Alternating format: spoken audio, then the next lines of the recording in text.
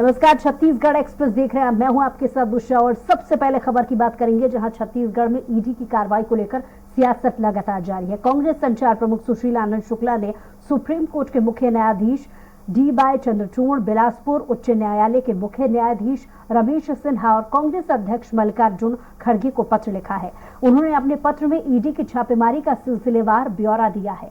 उन्होंने आरोप लगाया है कि ईडी राजनीतिक बदला भांजने छापे डाल रही है। साथ ही कहा कि ईडी अपनी कार्रवाई का ब्यौरा सार्वजनिक नहीं कर रही है। कांग्रेस नेताओं को परेशान किया जा रहा है।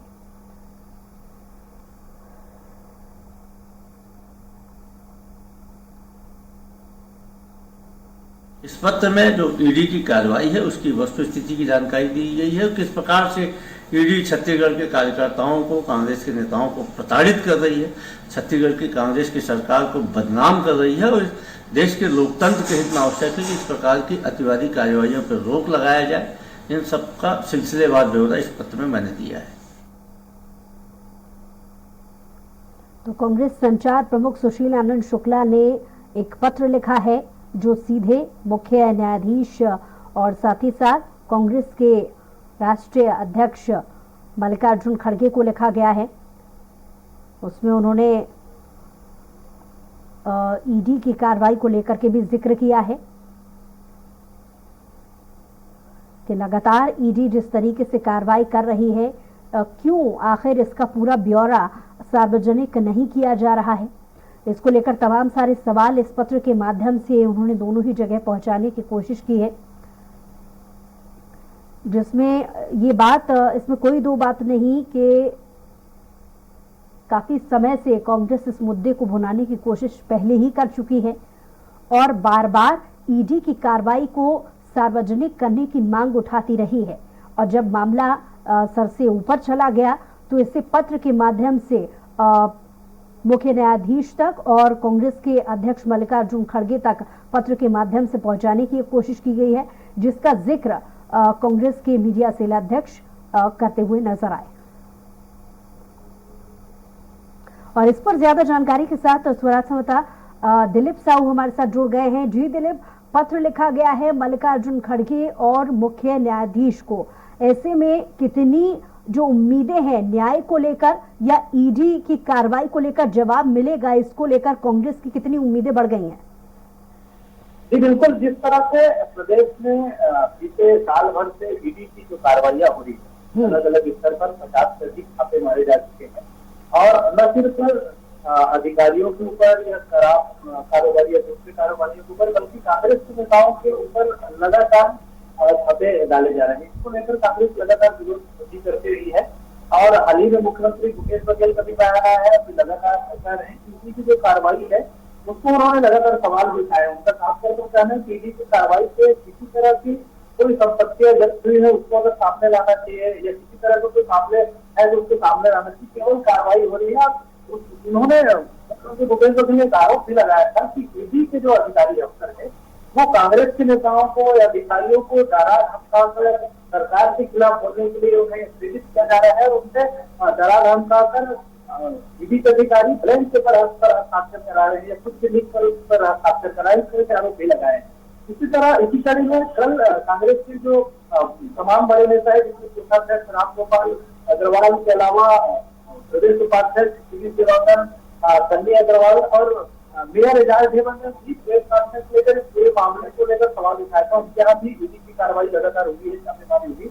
उनका कहना है कि ईडी जिस तरह से छापेमारी करती है किसी तरह की कोई बरामदगी नहीं हो रही। ईडी का मुख्य काम है कि जो मनी लॉन्ड्रिंग के केस है, अगर पैसे ज्यादा है या उससे संबंधित मामला है तो उसको सामने लाए। लेकिन जिस तरह से कार्रवाइयां हो रही है, कहीं न कहीं राजनीतिक बदले की भावना से इसको लेकर वो इस तरह के आरोप लगाए कांग्रेस नेताओं ने। इसी कड़ी में आज प्रदेश संचार प्रमुख सुशील आनंद शुक्ला ने पत्र लिखा है, जिसमें सुप्रीम कोर्ट के चीफ जस्टिस के नाम के साथ ही साथ हाई कोर्ट के चीफ जस्टिस और राष्ट्रीय अध्यक्ष मल्लिकार्जुन खड़गे को भी उन्होंने पत्र लिखा है, जिसमें साफ तौर पर कहा है कि जो कार्रवाइयां हो रही है ईडी की ओर से, वो कार्रवाइयां राजनीतिक कार्रवाइयां जैसी होती है कि जिस तरह से कांग्रेस के राष्ट्रीय अधिवेशन से 4 दिन पहले कांग्रेस के नेताओं के ऊपर कार्रवाई की गई, जो इस आयोजन में शामिल थे उनके ऊपर कार्रवाई की गई, लेकिन अभी तक उनसे क्या बरामद हुए हैं, किस तरह की संपत्ति मिली, उसका कोई ब्यौरा नहीं दिया गया।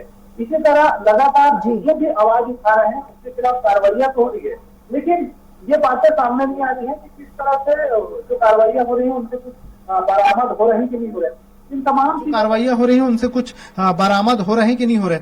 इन तमाम चीजों को लेकर उन्होंने पत्र में उल्लेख किया है और उन्होंने सीधे तौर पे आरोप लगाया है कि जो कार्रवाइयां हो रही ईडी के जो अधिकारी है वो एक तरह से बीजेपी के अधिकारी की तरफ, बीजेपी के जो नेता है उनके तरफ ट्रीट कर रहे हैं। इस तरह के उन्होंने साफ तौर पर आरोप लगाया और कल जिस तरह से प्रेस कॉन्फ्रेंस लिए थे उसमें भी सीधे तौर पे उन्होंने सही जिक्र किया। मेरा अगला सवाल यही होने वाला था कि कांग्रेस ने तो अपनी तरफ से स्टैंड ले लिया, लेकिन क्या बीजेपी की तरफ से भी इस पत्र के भेजे जाने के बाद से कोई अभी तक प्रतिक्रिया सामने आई है? क्योंकि हमने देखा है कि समय समय पर पूर्व मुख्यमंत्री रमन सिंह और बीजेपी के तमाम जो नेता हैं वो समय समय पर ईडी की कार्रवाई को लेकर सफाई देते हुए भी नजर आए।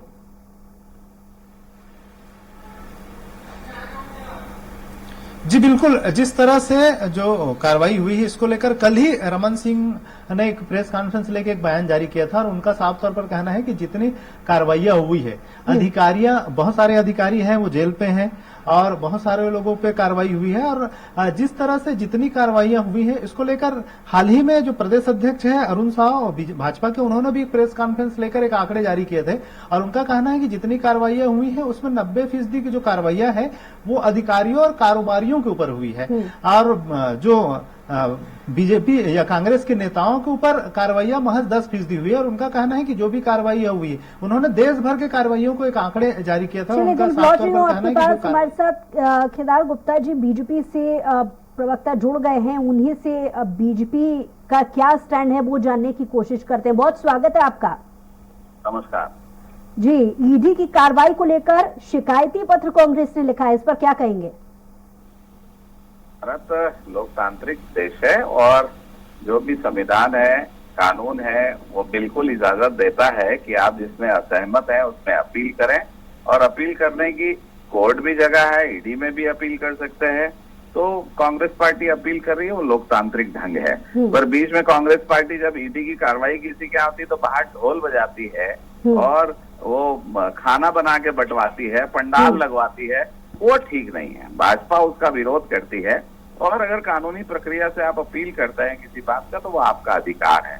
मैं समझता हूँ किसी भी केंद्रीय जांच एजेंसी हो या प्रदेश की जांच एजेंसी हो, उसका सहयोग करना चाहिए, ना कि उसका मजाक उड़ाने का प्रयास करना चाहिए।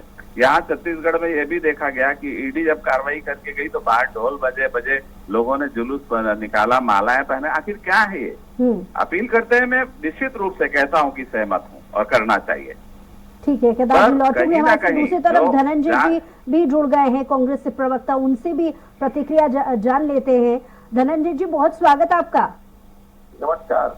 धनंजय जी, क्या ये आखिरी विकल्प है कांग्रेस के लिए, जहां मुख्य न्यायाधीश तक पत्र तो भेज दिया है ईडी की कार्रवाई को लेकर, क्योंकि इसके पहले भी बहुत बार इस मुद्दे को कांग्रेस भुना चुकी है, क्या ये अंतिम विकल्प है कांग्रेस के लिए या आगे और भी लड़ाई बाकी है?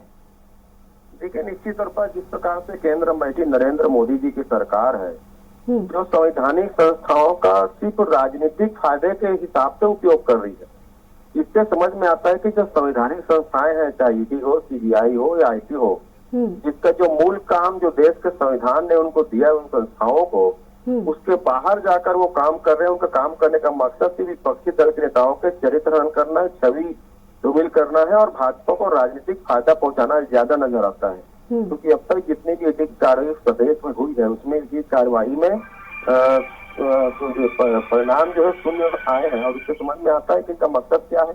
और वही भाजपा शासित राज्यों में आप देखेंगे जिस प्रकार से भाजपा के विधायकों के पास 8 करोड़ रुपए नकदी प्राप्त होता है और जो भाजपा के जो मंत्री हैं असम के, जो हेमंत विश्वकर्मा, जिस पर ईडी कार्रवाई करती है और जब वो भाजपा ज्वाइन कर लेते हैं तो पार्ट हो जाता है।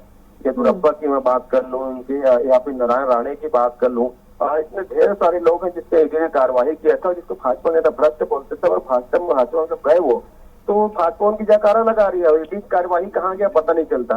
इससे समझ में आता है ना कि किस प्रकार से प्रताड़ित करने काम किया जा रहा है। अगर मूल काम अपना वो करे तो बिल्कुल उसका स्वागत है, अगर राजनीतिक दृष्टिकोण से ईडी कार्रवाई करेगी तो उसका विरोध होगा। हमने महामय जो देश की न्यायपालिका है उनके प्रमुखों को पत्र लिखा, ईडी की जो स्थिति है उससे अवगत कराने काम किया है और संज्ञान में लाने काम किया है किसी भी संवैधानिक संस्थाओं का कांग्रेस विरोध नहीं करती, लेकिन अगर कोई संवैधानिक संस्थाओं का दुरुपयोग करे तो विरोध करना जनता का अधिकार है, विपक्षी लोगों का अधिकार है। हमने अपनी बात को रखने का काम किया है। चलिए, बहुत शुक्रिया हमारे साथ जुड़ने के लिए धनंजय जी, और केदार जी आपका भी बहुत शुक्रिया हमारे साथ जुड़ने के लिए, और दिलीप आपका भी बहुत शुक्रिया तमाम जानकारी